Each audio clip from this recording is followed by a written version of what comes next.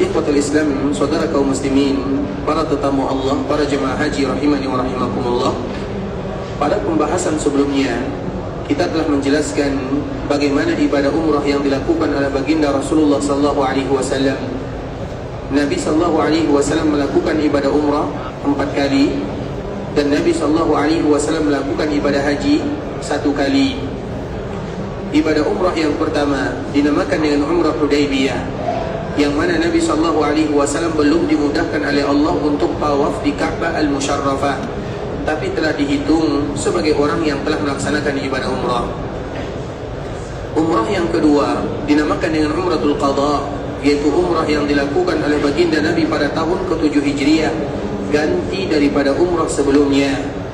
Kemudian dari sinilah asal muasal dianjurkan bagi kita untuk berlari dari kecil pada putaran pertama, kedua, dan ketiga.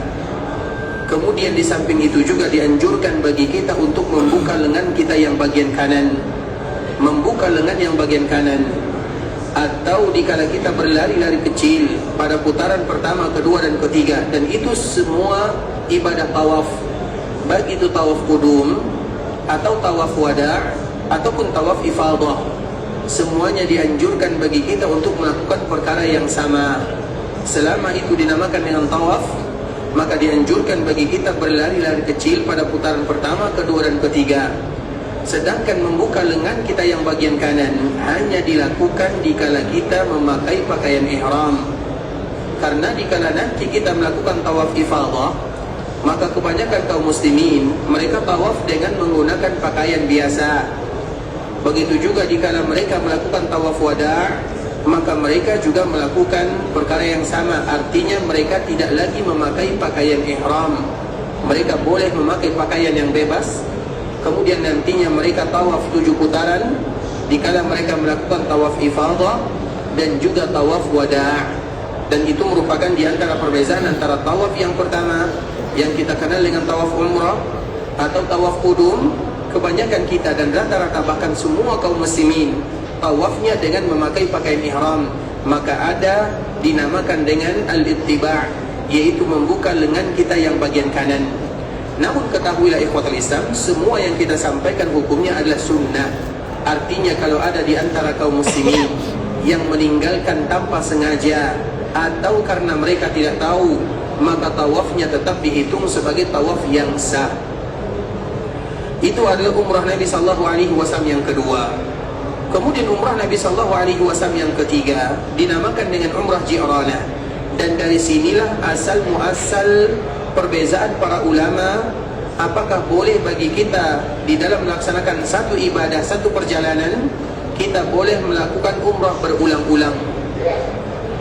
Mengapa demikian ikhwatul Islam? Ini diambil dari kisah Nabi sallallahu alaihi wasallam pada tahun ke-8 Hijriah. Dan ini adalah umrah Nabi sallallahu alaihi wasallam yang ketiga. Tahun ke-8 Hijriah ini ikhwatul Islam punya sejarah yang panjang dan banyak sekali peristiwa-peristiwa yang besar ada di sana. Peristiwa yang pertama terjadi pada tahun ke-8 Hijriah ini dinamakan dengan perang Mu'tah. Dan ini adalah awal di mana Nabi sallallahu alaihi wasallam melakukan perluasan di luar daripada tanah haram atau di luar daripada Jazirah Arabiyah. Karena perang Mu'tah ini ada peperangan melawan orang-orang Romawi. Nabi sallallahu alaihi wasallam mengutus orang yang paling dia cintai, yang bernama Zaid bin Harithah. Kemudian Nabi sallallahu alaihi wasallam mengatakan kalau seandainya Zaid ini meninggal, maka panji kepemimpinan diserahkan kepada Ja'far. Ja'far itu adalah saudaranya Abu Ali bin Abi Thalib, dan dia adalah orang yang paling mirip dengan Nabi sallallahu alaihi wasallam. Kemudian Nabi mengatakan kalau sekiranya Ja'far wafat, maka kepemimpinan diserahkan kepada Abdullah bin Rawahah. Dan kalau sekiranya Abdullah ini meninggal, maka silakan kaum muslimin mereka mencari pemimpinnya. Artinya dalam peperangan ini seolah-olah Nabi SAW mengkabarkan kepada kaum muslimin bahawa 3 orang yang paling dicintai oleh Nabi SAW semuanya akan gugur di jalan Allah Azza wa Jalla. Makanya Nabi mengatakan kalau Zaid meninggal digantikan oleh Ja'far. Artinya Nabi tahu kalau Zaid itu akan syahid di jalan Allah, dan Nabi juga tahu kalau Ja'far itu juga akan syahid di jalan Allah. Dan Nabi juga tahu kalau Abdullah juga syahid di jalan Allah, dan itu merupakan kejadian yang luar biasa juga terjadi pada tahun ke-8 Hijriah, dinamakan dengan perang Mu'tah, awal dan asal muasal di mana Nabi mengembangkan sayap dakwah melawan orang-orang Romawi yang ada di Syam. Kemudian apa yang terjadi ikhwatul Islam? Pasukan Nabi SAW atau Sariyah. Sariyah itu adalah peperangan yang Nabi tidak ikut di dalamnya. Sedangkan peperangan yang Nabi ikut di dalamnya dinamakan dengan Ghazwah. Dan para ulama menyebutkan Nabi melakukan peperangan itu kurang lebih 19 kali ketika Nabi SAW berada di kota Madinah. Sedangkan sisanya itu adalah Sariyah. Kemudian ikhwatul Islam, ketika Nabi mengutus para sahabat dari Madinah, jumlah mereka tidak lebih daripada 3.000 orang sahaja. Sedangkan musuh itu jumlahnya lebih daripada 200.000 orang. 100.000 berasal dari orang-orang Nasara yang berasal dari Romawi, dan 100.000 yang lainnya berasal dari orang-orang Nasara yang mereka dari bangsa Arab itu sendiri. Kemudian mereka bergabung dan melawan kaum muslimin, dan Allah Subhanahu wa taala berikan kemenangan kepada kaum muslimin. Walau kaum muslimin jumlahnya hanya 3.000 orang menghadapi 200.000 orang. Begitulah kekuatan yang Allah berikan kepada kaum muslimin. Maka sejarah ini ikhwatul Islam atau peperangan ini adalah peperangan yang membuat ahli sejarah mereka pusing untuk memikirkannya. 3.000 melawan 200.000, dan yang dari 3.000 ini meninggal hanya 12 orang sahaja. Sedangkan yang dari 200.000 ini lebih daripada 50.000 yang meninggal. Bagaimana kekuatan yang Allah titipkan kepada kaum muslimin dikala mereka berjuang membela agama Allah Subhanahu wa taala. Itu kejadian yang pertama berlaku pada tahun ke-8 Hijriah. Kemudian yang kedua, juga kemenangan yang luar biasa diberikan oleh Allah kepada kaum muslimin, yang semua kita mengenal dengan istilah Fathu Mekah atau pembebasan kota Mekah dari kesyirikan dan kekufuran. Nabi SAW bergerak dari Madinah bersama para sahabatnya, kurang lebih 10.000 orang jumlahnya. Dan tujuan, karena di sini nanti akan terjadi perbezaan para ulama ikhwatul Islam. Tujuan pertama kali Nabi SAW memasuki kota Madinah bukan untuk melaksanakan ibadah umrah, tapi tujuan pertama kali Nabi SAW datang ke kota Mekah. Mohon maaf, kita ulang lagi. Tujuan pertama kali Nabi memasuki Mekah pada tahun ke-8 Hijriah, dikala terjadi Fathu Mekah, bukan untuk melaksanakan ibadah umrah, tapi untuk membebaskan kota Mekah Al-Mukarramah. Sehingga ketika Nabi SAW masuk ke Mekah Al-Mukarramah, apakah Nabi SAW memakai pakaian ihram atau tidak? Apakah Nabi SAW membawa ihram atau tidak? Apakah Nabi berniat ihram atau tidak? Tidak. Nabi SAW masuk dengan pakaian biasa bersama lebih daripada 10.000 pasukan yang berasal dari Madinah. Dan Nabi tidak ingin melaksanakan ibadah umrah pada tahun ini. Sehingga dari sini para ulama menyebutkan, siapapun di antara kaum muslimin yang memasuki kota Mekah tidak ada niat di dalam hatinya untuk melaksanakan ibadah umrah, atau tidak ada niat di dalam hatinya untuk melaksanakan ibadah haji, maka boleh bagi mereka memasuki Mekah tanpa menggunakan pakaian ihram atau tanpa berniat ihram. Tapi kalau sekiranya ada di antara kaum muslimin yang ada niat di dalam hatinya ingin melaksanakan ibadah umrah, atau ada niat di dalam hatinya untuk melaksanakan ibadah haji, maka tidak boleh bagi mereka untuk menipu Allah Subhanahu wa taala. Apa makna menipu Allah Subhanahu wa taala? Mereka masuk Makkah tapi mereka tidak memakai pakaian ihram. Itu namanya menipu. Dan yang kita tipu adalah Rabbul Izzati wal Jalalah, bukan manusia yang kita tipu. Karena masalah niat Allah paling tahu. Ada orang yang ingin masuk ke Mekah ikhwatul Islam, dia ingin melaksanakan ibadah haji, dia ingin melaksanakan ibadah umrah, tapi karena ada masalah, karena tidak ada visa, contoh ya, karena tidak ada visa, karena tidak ada yang lainnya, maka terpaksa dia masuk Mekah dengan pakaian biasa. Itu namanya penipuan. Dan yang kita tipu bukan manusia. Iyalah manusia mungkin kita tipu, tapi apakah kita bisa menipu Rabbul Izzati wal Jalalah? Makanya pada tahun ini ikhwatul Islam, alhamdulillah, kenapa betul-betul ibadah haji diperketat betul-betul? Karena masalah tahun-tahun sebelumnya itu berat sekali. terlalu banyak orang yang masuk ke Mekah Al-Mukarramah. Mereka ingin melaksanakan ibadah haji dan melaksanakan ibadah umrah, tapi mereka tidak bisa memakai pakaian ihram, dan mereka tidak mau memakai pakaian ihram karena salah satu alasan. Maka itu disebut dengan penipuan. Oleh karenanya ikhwatul Islam, Nabi SAW dikala masuk Mekah tidak ada niat Nabi melaksanakan ibadah haji dan umrah, atau tidak ada niat Nabi melaksanakan ibadah umrah, tapi niat Nabi adalah untuk Mekah, atau yang kita kenal dengan Fatu Mekah. Kemudian di saat itulah Nabi SAW masuk ke Mekah, dan Nabi SAW membagi pasukannya. Ada yang dari atas, ada yang dari bawah, ada yang dari kanan, ada yang dari kiri, dan tidak ada perlawanan di sana. Karena memang Nabi tidak membocorkan rahasianya, artinya tidak ada yang tahu. Penduduk Mekah dikala kedatangan tamu yang jumlahnya lebih daripada 10.000 orang, bagaimana mereka akan melawan? Tidak ada persiapan. Karena Nabi SAW tidak pernah memberitahukan bahwa Nabi akan mendatangi dan menjadikan Mekah atau akan membebaskan kota Mekah. Dikala sampai di Mekah, maka orang-orang Mekah mereka tidak ada pilihan kecuali menyerah kepada baginda Rasulullah SAW. Tidak ada perlawanan kecuali sebahagian kecil saja, yaitu perlawanan yang dipimpin oleh Ikrimah, anaknya Abu Jahal, yang pada akhirnya Allah Subhanahu wa taala memberikan kemudahan kepada kaum muslimin untuk memasuki Mekah, bukan untuk melaksanakan ibadah umrah, tapi membebaskan kota Mekah dari kekufuran dan kesyirikan. Kemudian dikala Nabi sampai di Mekah Al-Mukarramah, maka di saat itulah Nabi mengatakan, barang siapa yang masuk ke Masjidil Haram, maka dia akan aman. Barang siapa yang masuk ke rumahnya, maka dia akan aman. Dan barang siapa yang masuk ke rumah Abu Sufyan, maka dia akan aman. Perkataan ini ikhwatul Islam adalah perkataan karena Nabi SAW ingin orang-orang Mekah itu masuk Islam. Bagaimana supaya orang Mekah itu masuk Islam? Yaitu memberikan kemuliaan kepada pemimpinnya. Dan pemimpin Mekah pada waktu itu adalah Abu Sufyan. Abu Sufyan itu bukan orang lain. Kemarin kita telah menjelaskan, Abu Sufyan itu adalah mertua Rasulullah SAW. Siapa nama anak Abu Sufyan yang dinikahi oleh Nabi? Ummu Habibah. Siapa nama Ummu Habibah? Ramlah. Ramlah itu ikhwatul Islam, orang yang pertama kali masuk Islam. Kemudian dia hijrah ke Habasyah, dan dikala tinggal di Habasyah bersama suaminya keluar dari agama. Suaminya keluar dari agama Islam. Karena orang-orang yang ada di Habasyah mereka adalah orang-orang Nasara. Makanya dari sini para ulama mengatakan kaum muslimin mereka tidak boleh menjadikan kaum yang bukan muslim atau kampung atau daerah yang bukan muslim sebagai tempat tinggal.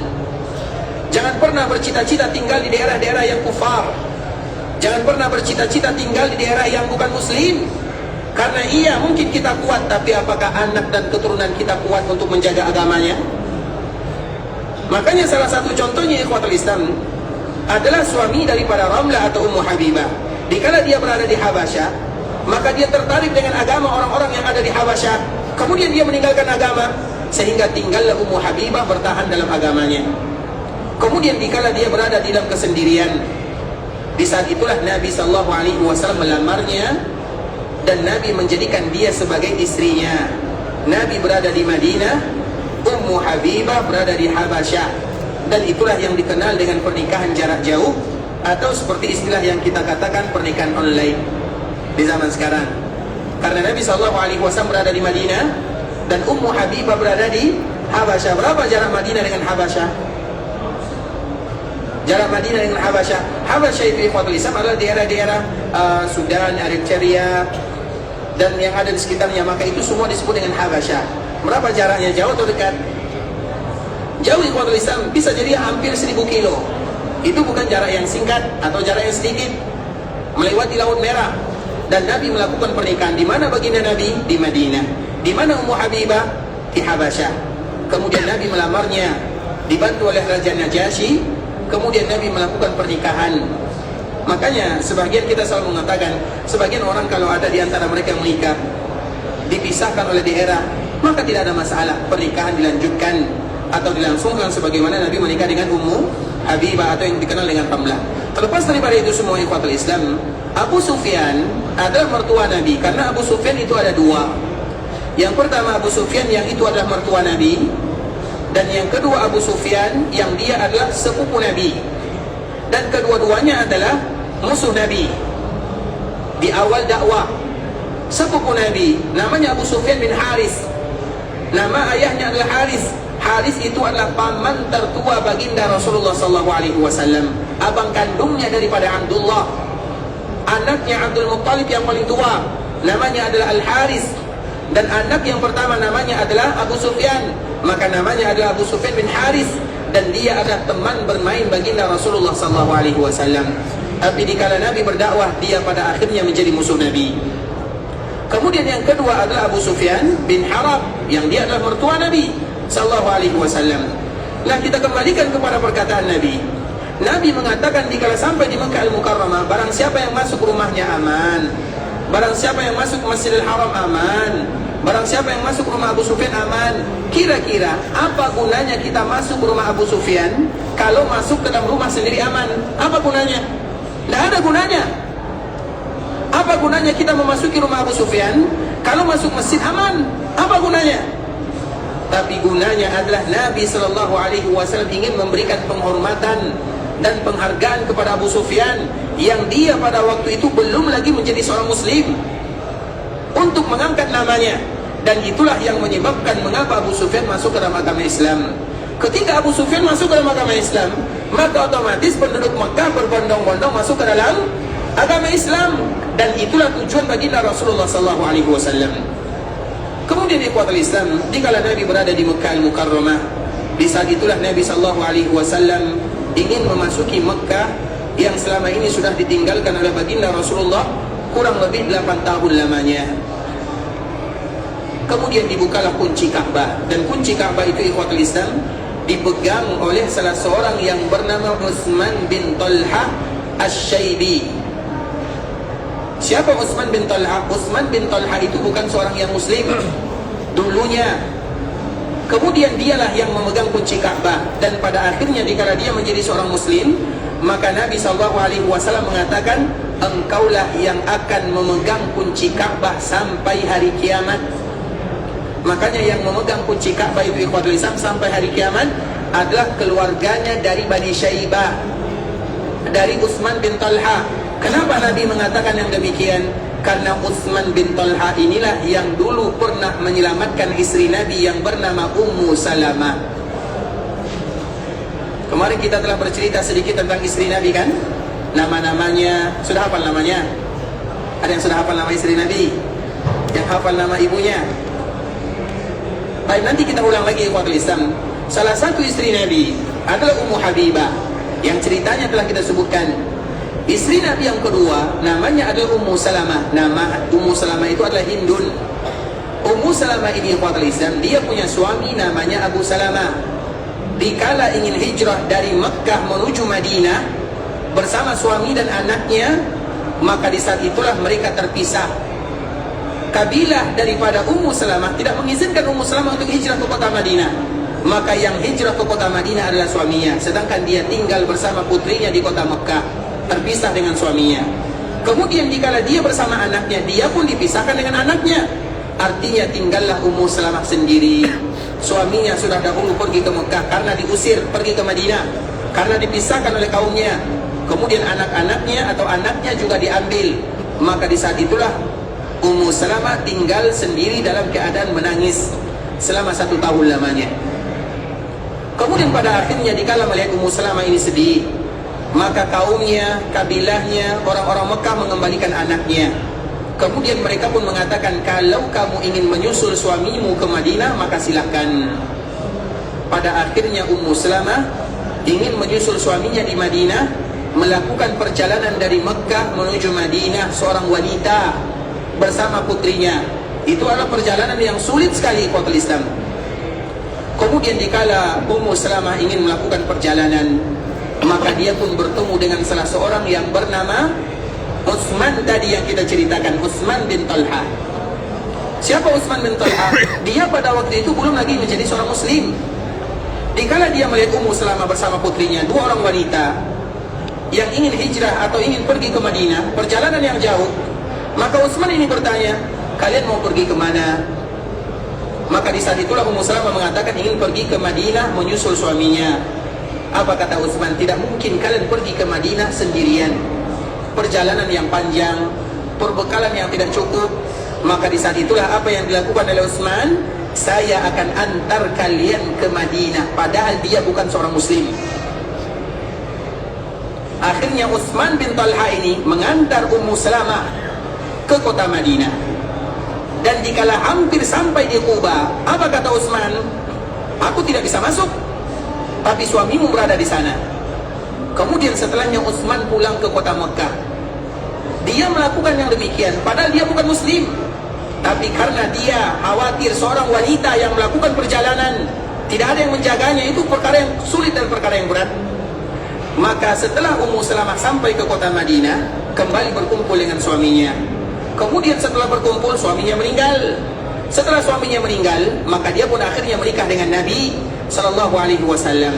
Dikala Nabi sampai di Mekah pada tahun ke-8 Hijriah, Nabi ingat akan jasa yang pernah dilakukan oleh Utsman bin Talha. Dan salah satu hadiah yang diberikan oleh Nabi kepada Utsman dan keturunannya sampai hari kiamat, bahwa merekalah yang akan memegang kunci Ka'bah. Dan tidak ada satupun yang mengambil kunci Ka'bah dari keluarga ini kecuali orang-orang yang zalim. Makanya aneh, kunci Ka'bah itu banyak sekarang. Di Indonesia juga ada. Ada atau tidak? Berarti kalau ada yang mengatakan ini kunci Ka'bah, ingat dia adalah orang yang zalim. Paham? Hadis Nabi SAW. Kenapa Nabi memberikan kunci Ka'bah ini kepada Utsman? Karena Utsman inilah yang dulu mengantarkan Ummu Salamah. Ummu Salamah itu siapa? Istri Nabi. Namanya adalah Hindun. Dan Nabi adalah orang yang paling pandai berbalas jasa. Siapapun yang berbuat baik kepada keluarganya, Nabi balas. Dan salah satu orang yang berbuat baik kepada keluarga Nabi adalah Utsman. Makanya Utsman bin Talha, dikala dia masuk Islam, Nabi mengatakan, kunci Ka'bah ini akan selalu berada di tanganmu, dan akan selalu berada di tangan keturunanmu. Tidak ada satupun yang mengambilnya kecuali orang-orang yang zalim. Siapapun yang masuk Ka'bah, ikhwatul Islam, siapapun, baik yang ada di dalam daerah sini atau dari luar, para pemimpin, semua mereka harus minta izin kepada keluarga Utsman bin Talha, karena mereka yang memegang kuncinya. Kemudian tiba-tiba kunci Ka'bah ini ada di Indonesia. Dari mana asalnya? Di Malaysia ada atau tak? Pokoknya siapapun yang mengatakan ini kunci Ka'bah, ketahuilah dia adalah orang-orang yang zalim. Berarti dia mengambil kunci Ka'bah dari... Paham ceritanya? Betul paham nih? Tak semua yang paham nih? Paham? Makanya jangan mudah tertipu ikhwatul Islam. Ini kunci Ka'bah, siapa yang bisa memegangnya, dicium, itu kunci duplikat, harganya 400.000. Kunci Ka'bah itu akan selalu berada di tangan Utsman bin Talha dan di tangan keturunannya sampai hari kiamat. Bahkan raja yang ada di sini kalau ingin masuk Ka'bah harus minta izin kepada keluarga ini. Kenapa? Itu pesan baginda Rasulullah SAW. Pesan Nabi, jasanya sangat luar biasa kepada keluarga Nabi. Makanya kunci Ka'bah itu ikhwatul Islam, sekarang namanya kabilah Bani Syaibah. Merekalah yang bertanggung jawab untuk membuka dan menutup Ka'bah sampai hari kiamat. Makanya kenapa kita tidak bisa masuk Ka'bah? Karena kita tidak kenal dengan Bani Syaibah. Coba kalau kita kenal dengan Bani Syaibah. Ada yang kenal dengan Bani Syaibah? Tak ada kan? Makanya kita tak boleh masuk Ka'bah. Tapi alhamdulillah, walaupun kita tak boleh masuk Ka'bah, namun ada bagian Ka'bah yang terbuka, namanya adalah Hijr. Hijr itu adalah bagian Ka'bah, dan siapapun yang sholat di dalamnya berarti dia telah sholat di dalam Ka'bah. Dan itu salah satu hikmahnya. Terlepas daripada itu semua ikhwatul Islam, kemudian dikala Utsman ini yang tadi memegang kunci Ka'bah, Nabi memanggilnya. Kemudian Nabi memerintahkan dia untuk membuka Ka'bah. Coba bayangkan, Nabi saja memanggil Utsman untuk membuka kunci Ka'bah. Kemudian dikala dibuka, Nabi menemukan di dalamnya berhala dan patung Nabi Ibrahim. Kira-kira ikhwatul Islam, patung Ibrahim, kita berpikir secara logis ya, bagaimana seseorang membuat patung Ibrahim atau gambar Ibrahim? Apakah pernah mereka melihat Nabi Ibrahim? Berapa jarak antara Nabi Ibrahim dengan Nabi Muhammad SAW? Selalu kita menyebutkan ikhwatul Islam, perhatikan baik-baik angkanya. Nabi Adam kepada Nabi Nuh itu 1000 tahun, 10 abad. Nabi Nuh kepada Nabi Ibrahim juga 10 abad atau 1000 tahun. Jarak Nabi Ibrahim kepada Nabi Musa itu 700 tahun. Jarak Nabi Musa kepada Nabi Isa itu 500 tahun. Jarak Nabi Isa dengan Nabi Muhammad semua kita tahu berapa ratus tahun? 600 tahun, kurang lebih 600 tahun. Berarti berapa jarak Nabi Ibrahim dengan Nabi Muhammad SAW? Berapa? 1800 tahun. Dari jarak 1800 tahun ini, ikhwatul Islam, kira-kira gambar Nabi Ibrahim ini dari mana munculnya? Itu bukan jarak yang singkat, ikhwatul Islam. Sama mungkin kita melihat masih ada di tempat sebagian kaum muslimin. Contoh, kami pernah menjumpai di sebagian masjid, ikhwatul Islam. Di dalam masjid itu ada gambar. Yang pertama gambar Abu Bakar, Umar, Utsman, dan Ali. Pertanyaannya, dari mana mereka kenal dengan Abu Bakar Siddiq? Berapa jarak kita dengan Abu Bakar sekarang? Berapa jaraknya? 1400 atau sekarang sudah 1500? Pertanyaannya, gambar ini dari mana inisiatifnya? Bisa dipahami? Paham atau tak paham? Begitu juga gambar Utsman bin Affan, gambar Ali bin Abi Thalib, gambar cucu Nabi Hasan dan Husain. Kira-kira gambar ini munculnya dari mana? Dan apakah ada yang bermimpi dengan bertemu dengan mereka sehingga mereka bisa melukis wajahnya? Ada atau tidak? Tak ada yang berani bisa mengatakan iya, tidak ada. Begitu juga dengan gambarnya Nabi Ibrahim. Dari mana munculnya? Sehingga Nabi SAW pertama kali membuka Ka'bah, yang ditemukan adalah gambar Nabi Ibrahim. Dan kebetulan di tangan Nabi Ibrahim itu ada yang namanya, kita tahu biasanya kalau main ada namanya permainan an-nard. An-nard itu adalah permainan yang diharamkan dalam agama. Ada 1, 2, 3, 4, 5, 6, kemudian dibuang, keluar angka 1, dibuang, keluar angka 5. Apa namanya? Dadu ya, dadu. Dadu itu permainan yang diharamkan. Dadu, kalau dadu itu disepakati keharamannya. Ada yang tidak disepakati, tapi kebanyakan para ulama melarangnya. Namanya as-sataranji. Apa itu as-sataranji? Catur. Ada yang suka main catur di sini? Mohon maaf ya, ini kita berbicara tentang hukum. Kalau an-nar itu betul-betul ada hadisnya yang disebutkan oleh Nabi SAW. Begitu juga pengundi nasib, apapun namanya. Nah, dikala Nabi masuk ke Ka'bah al-Musyarrafah, Nabi melihat Nabi Ibrahim, melihat patung Nabi Ibrahim. Di tangan Nabi Ibrahim itu ada dadu. Masalahnya di sana. Maka disitulah Nabi SAW mengatakan, berdusta mereka semuanya. Mereka dusta, dan mereka berdusta atas nama Nabi Ibrahim. Patungnya sudah dusta, kemudian mereka menganggap Nabi Ibrahim memegang dadu tersebut atau undian. Kenapa demikian? Karena itu adalah diantara kebiasaan orang-orang musyrikun. Makanya ikhwatul Islam ada salah satu namanya tatayyur. Tatayyur itu adalah salah satu yang menyebabkan kita dihisab dengan hisab yang berat di akhirat. Makanya Nabi SAW menyebutkan 70.000 ada di antara umatku yang masuk surga, jumlahnya 70.000 orang. Perhatikan baik-baik. Yang mana mereka masuk surga bighairi hisabin wala azab. Mereka masuk surga tanpa dihisab dan tanpa diazab. Berapa jumlahnya?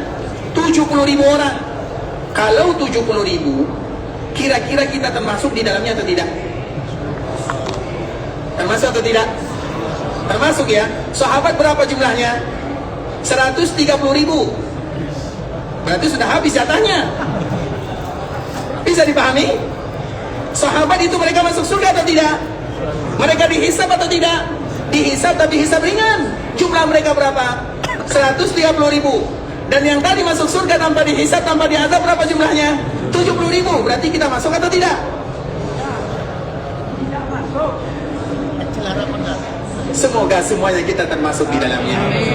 Tadi ikhwatul Islam, karena hadisnya tidak sampai di sini. Kalau 70.000 ikhwatul Islam, macam mana kita nak masuk di dalamnya? Tapi ada hadis sambungannya. Apa sambungan hadisnya? Perhatikan baik-baik. Dalam setiap 1.000 dari 70.000 dikalikan lagi 70.000. Belum lagi alhamdulillah, belum selesai. Berapa jumlahnya? Dalam setiap 1.000 dari 70.000 ini dikalikan lagi 70.000. Berarti berapa jumlahnya? Jangan bilang banyak, berapa jumlahnya? Siapa yang jawab angkat tangan? Cari dulu. Berapa? Yang betul siapa jawabannya? Berapa? Berapa Pak? 490.000 ya. Masya Allah. Semoga memberikan manfaat ya. Sehat selalu, panjang umur, diberikan kemudahan dalam ibadahnya. Walau jawabannya salah ya Pak ya. Tadi jumlahnya adalah 4.900.000, dekat dengan 5 juta. Kalau jumlahnya 5 juta, kita termasuk di dalamnya atau bukan? Belum tentu juga ikhwatul Islam. Kita lihat sahabat berapa jumlahnya? 130.000 atau 140.000. Kemudian setelah sahabat siapa namanya? Tabi'in. Itu orang mulia atau bukan? Kemudian setelah tabi'in namanya adalah atba'ut tabi'in. 3 generasi yang mulia yang diberikan rekomendasi oleh baginda Nabi sallallahu alaihi wasallam. Habis jatah kita yang 5 juta. Tapi tinggal hadis yang ketiga, agar kita tahu bagaimana kasih sayang dan kemuliaan Allah Subhanahu wa taala. Allah akan memasukkan ke dalam surga tanpa hisab dan tanpa diazab. Awalnya 70.000. Kemudian dari setiap 70.000, 1.000 dari 70.000 ini dikalikan lagi kepada 70.000, yang jumlahnya 4.900.000, kurang lebih 5 jutaan. Kemudian setelahnya Allah akan memasukkan dan menarik semua mereka ke dalam surga tanpa bilangan yang bisa dihitung. Makanya kita selalu berharap kepada Allah agar kita termasuk bagian daripada orang yang masuk surga tanpa hisab dan tanpa diazab. Tapi harus kita melewati 4 syarat. Syarat inilah jangan sampai kita gagal. Perhatikan baik-baik syaratnya. Yang pertama, humul ladzina la yatatayyarun. Mereka yang tidak pernah ada tatayyur. Tatayyur itu apa ikhwatul Islam? Dulu kalimat tatayyur diambil dari kalimat tair. Tair itu artinya adalah burung. Karena memang orang-orang Quraisy biasa mereka mengundi. Makanya kenapa mereka membuat patung Nabi Ibrahim. Kemudian di tangan Nabi Ibrahim ada undian, ada dadu, supaya untuk melegalkan apa yang mereka lakukan. Sehingga dikala mereka melakukan perkara ini, mereka mengatakan Nabi Ibrahim yang buat.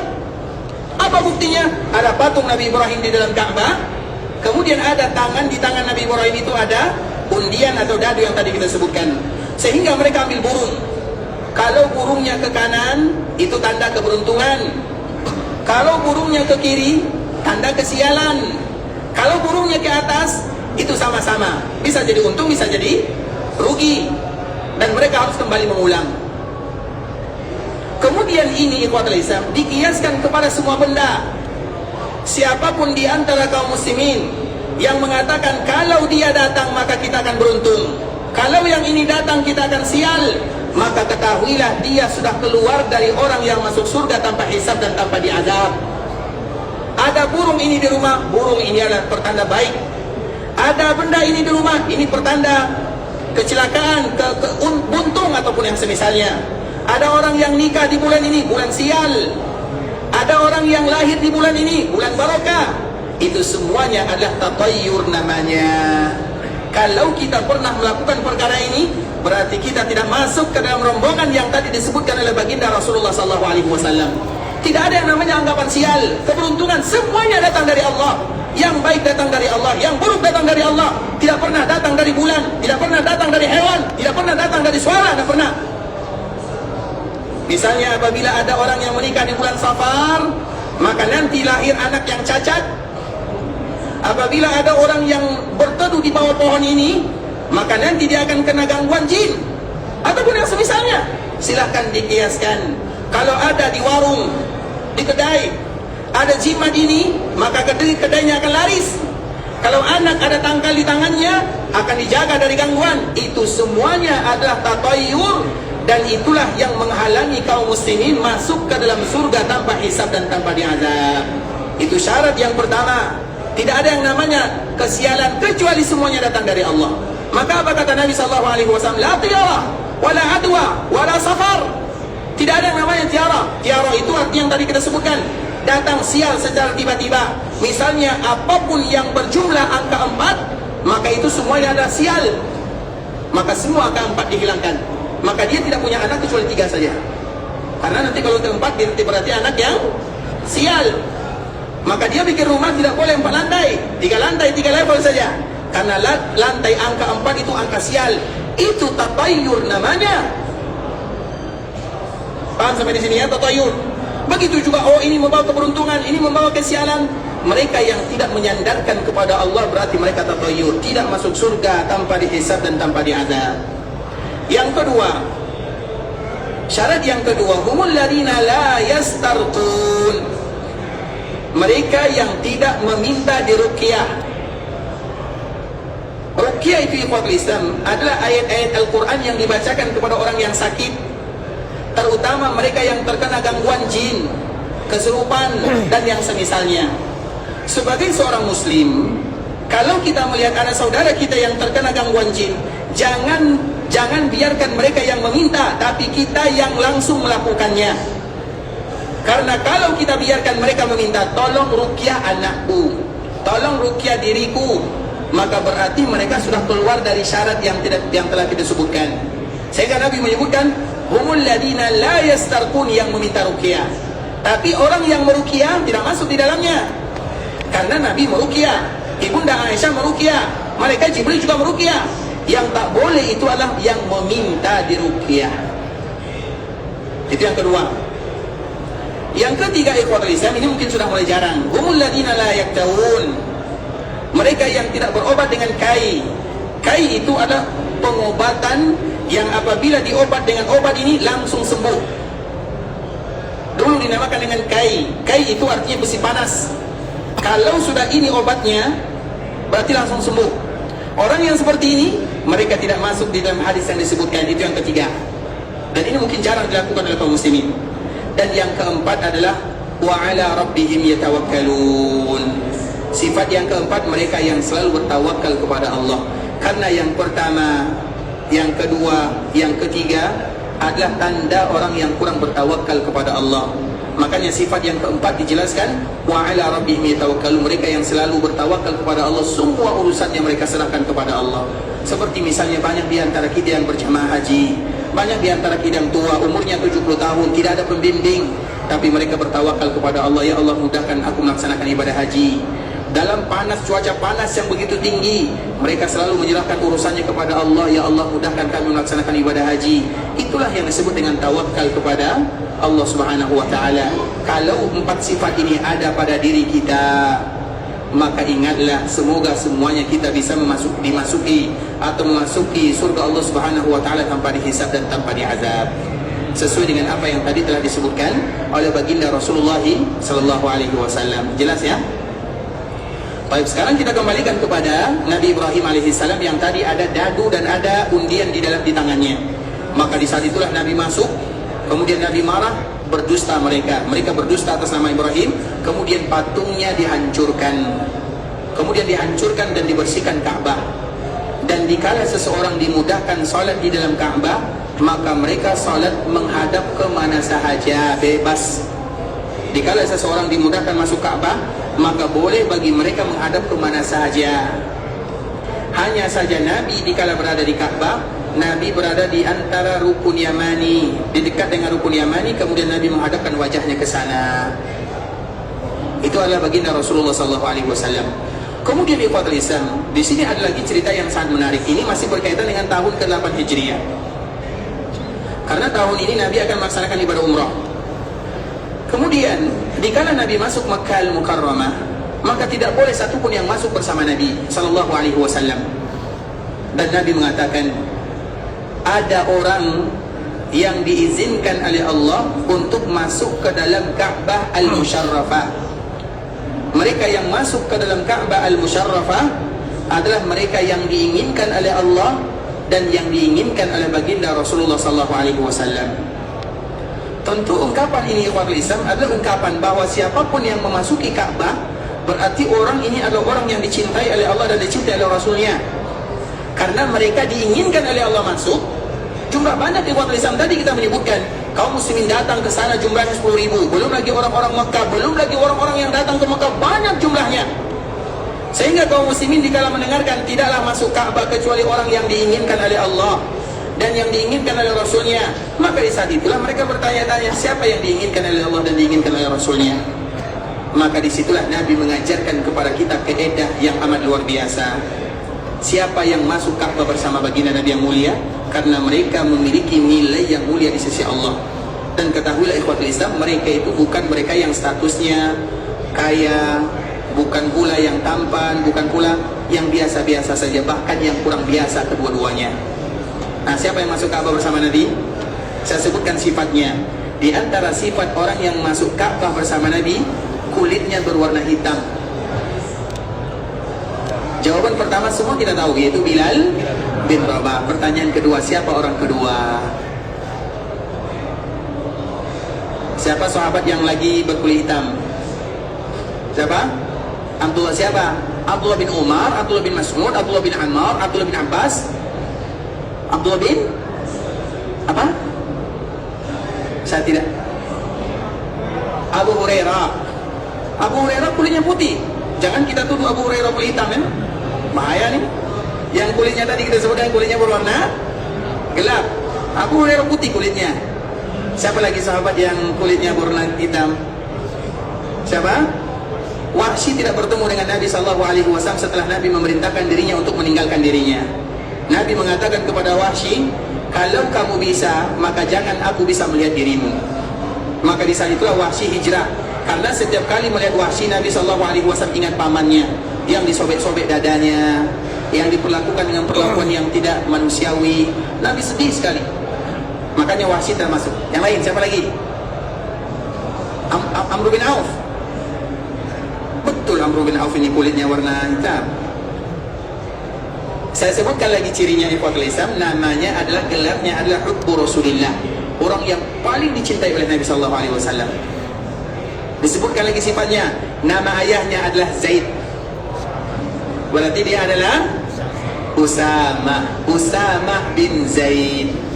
Zaid itu kulitnya putih, tapi anaknya Usamah kulitnya gelap. Kenapa bisa seperti itu? Ayahnya kulitnya putih, ibunya juga kulitnya putih, tapi anaknya kulitnya tidak putih. Kenapa demikian? Karena panas, ya? Karena takdir Allah. Karena memang seperti itu, ya. Makanya dia bertanya kepada Nabi, ya Rasulullah, ini betul tidak anakku?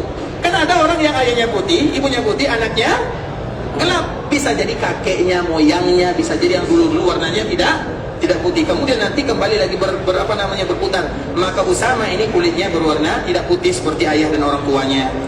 Dua orang inilah yang masuk Ka'bah bersama Nabi. Seolah-olah Nabi mengatakan, yang membuat kalian bertakwa atau yang membuat kalian mulia bukan karena warna kulit, bukan karena harta, tapi karena kedekatannya kepada Allah Subhanahu wa ta'ala. Allah ingin memuliakan warna ini agar kita tidak pernah mencela orang karena warna kulitnya, karena mukanya, karena hartanya, karena dunianya. Karena kita tidak tahu siapa di antara kita yang paling beriman kepada Allah Subhanahu wa ta'ala. Begitulah agama Islam mengajarkan kaum muslimin. Makanya bisa jadi ada warna teman kita yang berkulit hitam, ini warna putih. Semuanya adalah saudara kita sesama muslim. Semuanya adalah keluarga kita. Semua mereka adalah ikhwan. Semua mereka ada hak. Dan kita tidak tahu siapa di antara kita yang bertakwa. Dan semoga kita semua menjadi hamba yang bertakwa kepada Allah Subhanahu wa ta'ala. Kemudian di kuadri Nabi memanggil kedua orang ini, Bilal dengan Usamah. Artinya orang ini, kedua orang ini, orang yang diinginkan oleh Allah dan yang diinginkan oleh Nabi. Mereka masuk ke Ka'bah bersama Nabi. Padahal ada Abu Bakar di bawahnya, ada Umar, ada Utsman, ada Ali, dan ada semua sahabat yang mulia. Bukan berarti mereka tidak mulia, tapi Allah ingin mengajarkan kaum muslimin bagaimana agama Islam yang sesungguhnya. Agama Islam tidak pernah dibedakan oleh warna kulit, daerah, kampung, tidak ada, bahasa tidak ada. Semuanya mulia kalau mereka mulia. Semua mereka mulia kalau seandainya mereka bertakwa kepada Allah Azza wa Jalla. Tidak ada yang namanya rasis. Tidak ada yang namanya, oh kamu dari sini, kamu dari sana. Tidak. Itulah agama Islam yang dicontohkan oleh Nabi di kala pembebasan Makkah Al-Mukarramah. Kemudian di kuadri Islam, setelah terjadi Fatu Makkah, 2 minggu setelahnya ada lagi yang namanya Perang Hunain. Dan Perang Hunain ini kuadri Islam ada peperangan yang begitu dahsyat. Nanti akan kita ceritakan esok, ingat ya. Esok kita akan cerita tentang Perang Hunain, karena perang ini diabadikan di dalam Al-Quran. Laqad nasarakumullahu fi mawatin katsira wa yawma Hunain iz a'jabatkum kasratukum. Perang Hunain ini lain dari yang lain. Dan Perang Hunain ini menunjukkan bagaimana cintanya Nabi kepada penduduk Madinah dan bagaimana sayangnya Nabi kepada kota Madinah. Nanti akan kita jelaskan. Kapan terjadi? 2 minggu setelah terjadinya Fathu Mekah. Kemudian sepulangnya dari Hunain, ini sejarahnya. Jadi tadi kita bercerita dari awal sampai akhir ini, itu semuanya baru mukadimah. Ini intinya. Pembahasan tentang umrah. Sepulangnya Nabi SAW dari perang Hunain, maka di saat itulah Nabi sampai di Ji'ranah namanya. Dan dikala Nabi berada di Ji'ranah, Nabi melakukan ibadah umrah, maka disebut dengan umrah Ji'ranah pada tahun ke-8 Hijriah. Disinilah terjadi perbezaan para ulama, apakah boleh berumrah berkali-kali, terutama bagi kita yang sudah ada di kota Makkah. Misalnya esok kita pergi ke Makkah, kemudian dikala kita pergi ke Makkah, kita melaksanakan ibadah umrah. Kemudian dari umrah sampai tanggal 8 Dzulhijjah masih panjang waktunya. Apakah boleh bagi kita melaksanakan umrah atau tidak? Berulang-ulang boleh atau tidak? Boleh. Siapa mengatakan boleh, angkat tangan dan bertanggung jawab. Silakan, tidak ada masalah. Yang penting tanggung jawabnya. Siapa yang berani? Nah, kenapa kita menceritakan tentang umrah Ji'ranah ini, Fadil Islam? Karena kalau sekiranya ada yang mengatakan Nabi dikala ingin ke Mekah, Nabi sudah ada niat umrah, tapi Nabi ingin berperang dulu, artinya Nabi ingin membebaskan kota Mekah. Kemudian setelah Mekah bebas, kemudian Nabi menyelesaikan semua urusan, Nabi melaksanakan ibadah umrah. Kapan Nabi berniat? Dikala Nabi berada di Ji'ranah. Ji'ranah itu bukan miqat. Ji'ranah itu adalah miqat bagi orang yang tinggal di tanah haram Makkah Al-Mukarramah. Paham?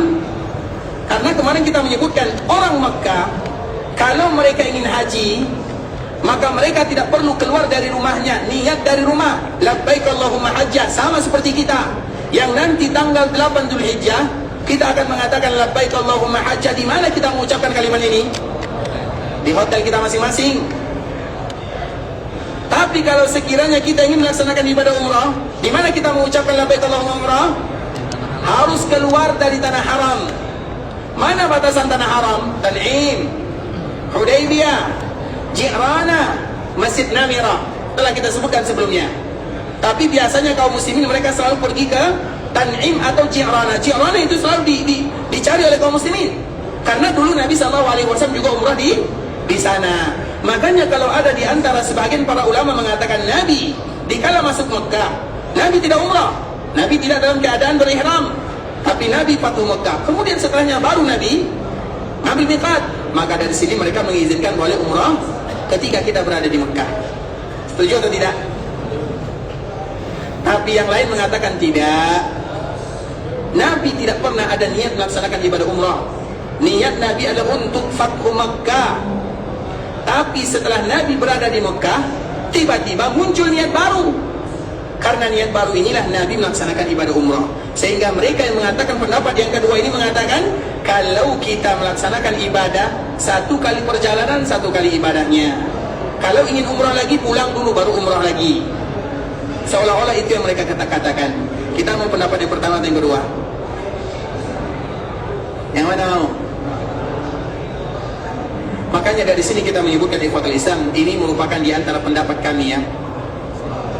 Karena orang yang melaksanakan umrah tamattu seperti kita dan umrah qiran, perhatikan baik-baik.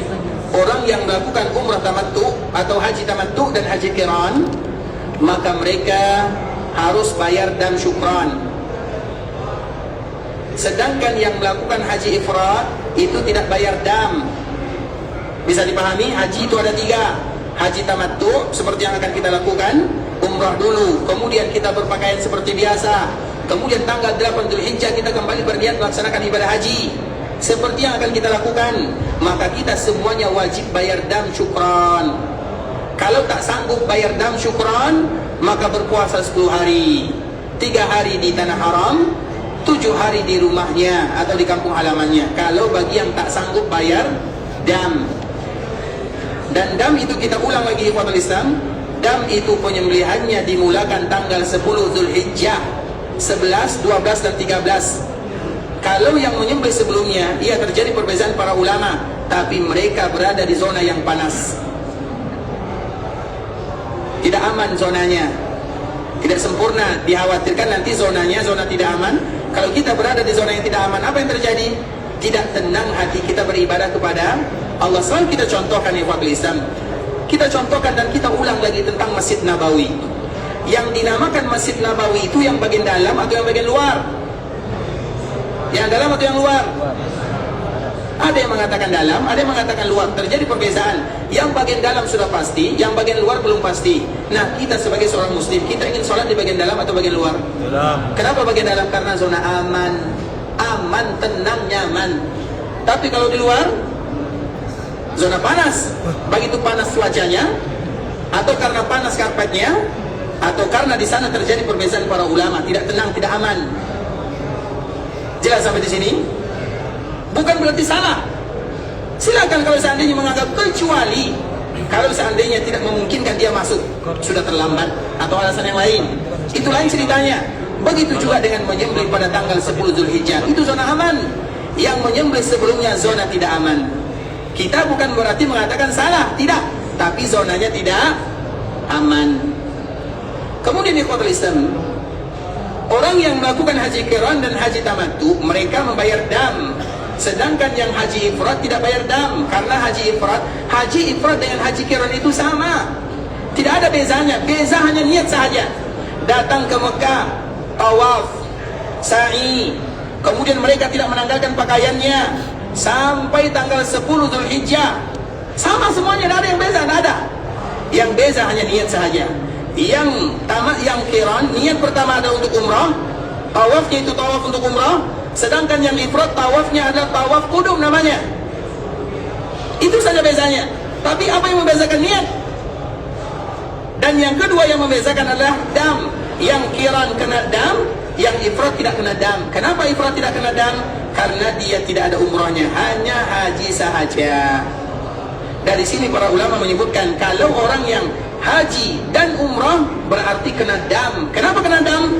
Karena Allah izinkan mereka untuk menggabungkan dua ibadah yang hukum asalnya ibadah itu hanya satu sahaja. Jelas? Hukum asal ibadah satu, perjalanan satu. Tapi Allah izinkan mereka umrah, kemudian Allah izinkan mereka untuk haji setelahnya, maka mereka bayar dam. Namanya dam syukran, karena Allah izinkan mereka menggabungkan dua ibadah dalam satu perjalanan. Maka itu hukum asalnya. Sehingga kita selalu mengatakan, bagi kita yang ada kelapangan rezeki, ada di antara kita yang alhamdulillah gajinya mencukupi, kehidupannya alhamdulillah diberikan kelapangan oleh Allah, insya Allah dia masih menabung, maka jangan melakukan ibadah umrah berkali-kali. Kalau ingin berkali-kali, pulang dulu kemudian nanti datang lagi. Sekali sebulan juga tidak ada masalah.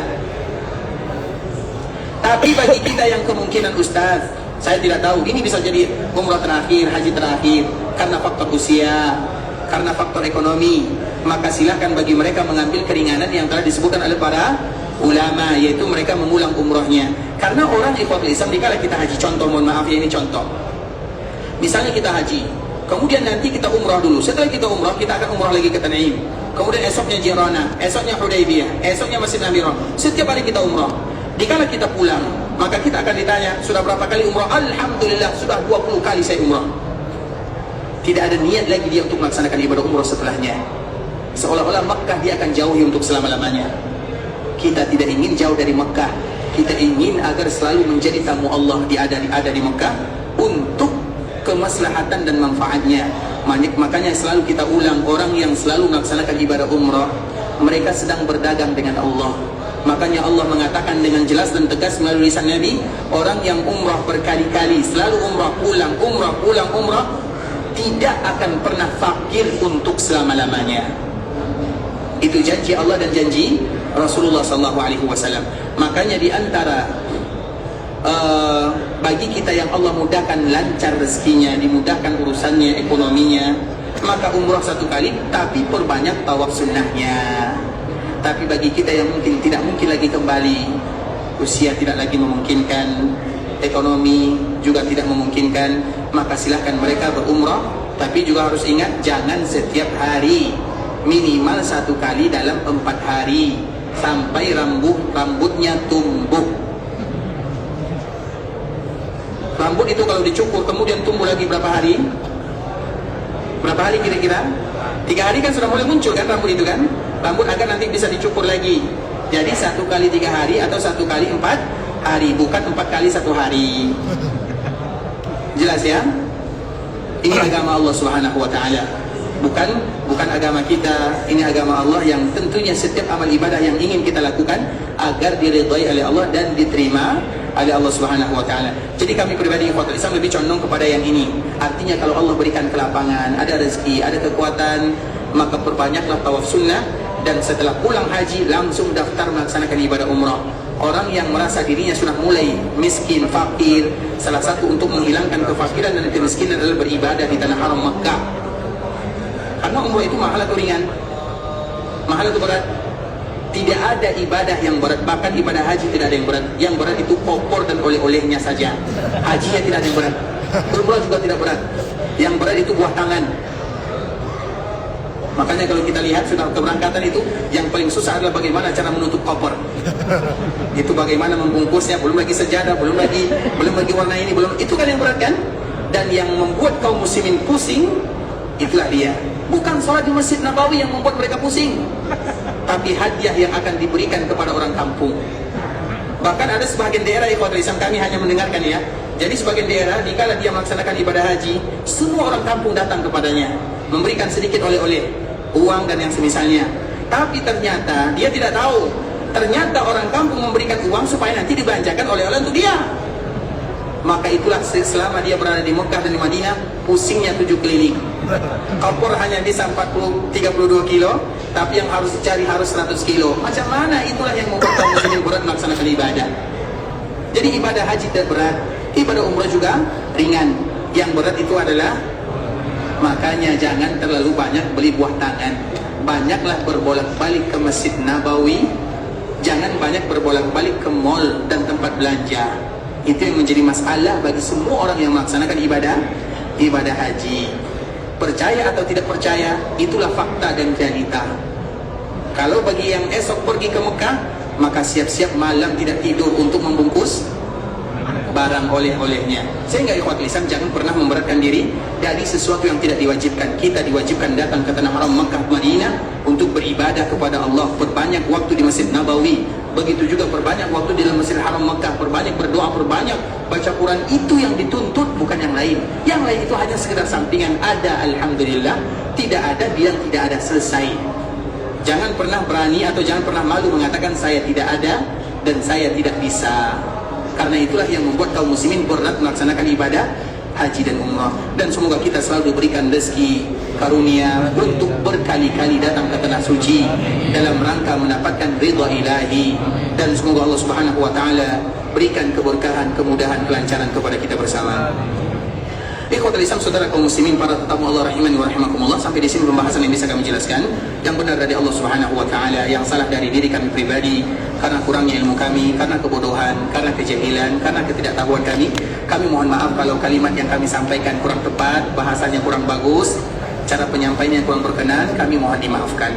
Dan kita selalu berdoa, berharap, bermohon kepada Allah, semoga Allah ampunkan dosa kita bersama, semoga Allah ampunkan dosa orang tua kita, semoga Allah berikan keberkahan dalam kehidupan kita, semoga Allah lancarkan urusan kita. Siapapun di antara kita yang ingin pergi ke Mekah, semoga Allah mudahkan perjalanannya, Allah senantiasa menjaga dirinya, Allah berikan kekuatan dan kesehatan kepadanya, Allah menerima semua amal ibadahnya, Allah kabulkan setiap doa dan permintaannya, dijadikan umrahnya adalah umratan mabrurah wa sa'yan mashkura wa dhanban maghfura. Dan kemudian kita berharap kepada Allah agar dimudahkan kita untuk menyelesaikan ibadah haji, dan semoga haji yang kita lakukan adalah haji yang mabrur wa sa'yun mashkur wa dhanbun maghfur. Semoga Allah berikan keikhlasan kepada kita dalam setiap amal ibadah, diberikan kepada kita istiqamah dalam agama, dan semoga Allah tutup usia kita dalam keadaan husnul khatimah. Amin amin ya rabbal alamin. Subhanakallahumma bihamdika asyhadu an la ilaha illa anta astaghfiruka wa atubu ilaik. Wa sallallahu wa sallim ala nabiyyina wa habibina wa khalilina wa sayyidina Muhammadin wa ala alihi wa sahbihi wa sallam tasliman katsira. Assalamualaikum warahmatullahi wabarakatuh.